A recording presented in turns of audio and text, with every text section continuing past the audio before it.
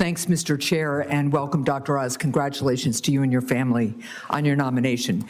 First question that I'm asking of every nominee for this administration: if directed by the President to take action that would break the law, would you follow the law or follow the President's directive? The President would never do that. That's absurd. It's a disappointing answer. Now, the Medicaid program covers over 70 million Americans, and the Congressional Budget Office has now confirmed that the Republican budget plan would require taking away Medicaid coverage for millions of people. In New Hampshire, the Republican budget could take away health insurance from as many as 30,000 children. Do you support the Republican budget plan that terminates the health coverage of millions of Americans, including as many as 30,000 children in my state? Senator Hassan, I've not seen the details of a House bill that says that. I look forward to examining it with great care if confirmed by this So let me ask it another way. How many children losing health insurance would be acceptable to you? I don't want children losing health insurance. Well, then you're going to need to reject the Republican budget plan. You and I did talk about maternal health crises.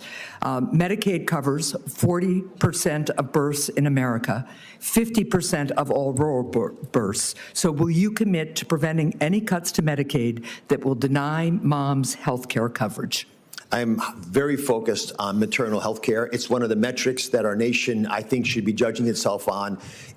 We do have to make investments, I believe, in maternal care in order to provide better sources. So will you make sure that there are no cuts in the Republican budget plan that would deny coverage to pregnant moms and moms postpartum? Senator Hassan, I have to be more knowledgeable about what's happening within CMS. I don't have any idea where the money is currently Let me be spent. really clear. The Medicaid cuts are draconian in the Republican plan. The CBO has said that it will lead to significant cuts, and the cuts will likely lead to 10 states losing their Medicaid expansion coverage. So let's move on to another issue.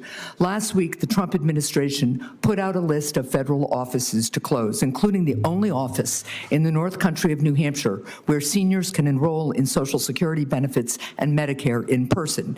If confirmed, will you work to ensure that seniors can continue to enroll in Social Security and Medicare benefits in person in Littleton, New Hampshire? I don't know about why there was a decision to remove this center in northern New Hampshire, but I do believe seniors will be better treated if they can see someone in person. Right. So do you think they'll be better or worse off in rural areas of my state if they have to drive 100 miles to the next closest office in New Hampshire to receive assistance with Medicare enrollment? Well, one of the changes that I believe we have to make within Medicare in general is to modernize the way we communicate with our beneficiaries. It's not just about in-person visits.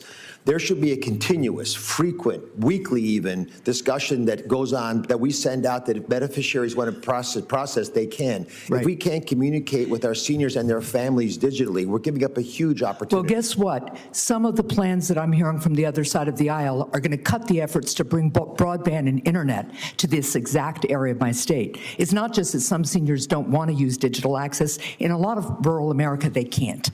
So we need to have offices that are open, staffed, and accessible. Now let's move on to another issue. In 2012, you enthusiastically recommended several supplements for weight loss on your television show, including a substance called green coffee extract, which we now know was fraudulently marketed. For the record today, can you confirm that you no longer believe that green coffee extract is a miracle weight loss drug?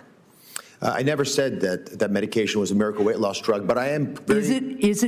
Can you confirm that this was fraudulently marketed and green coffee extract is not a miracle weight loss drug? Yes or no? Yes. Okay, so let's go on to, you promoted a supplement called raspberry ketones, claiming that it is, quote, a #1 miracle in a bottle to burn your fat. That's your quote. Will you confirm for the record today that you no longer believe raspberry ketones to be a, quote, miracle in a bottle? There are many things I said on the show. I take great pride in the research we did at the time to identify which of these worked and which ones didn't. Many of them are still being researched, like the green coffee bean extract you just mentioned. So how much were you paid to promote these supplements?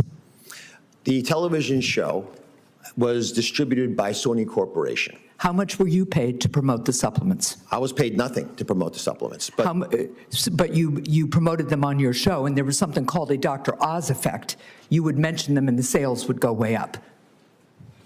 That was written about by the press. That was not something that I would talk about on the show. I will just go on the record that you have been nominated to run the largest health programs, the set of largest health programs in the United States of America. And it seems to me you are still unwilling to take accountability for your promotion of unproven snake oil remedies to millions of your viewers. And that's really concerning. Thank you, Mr. Chair.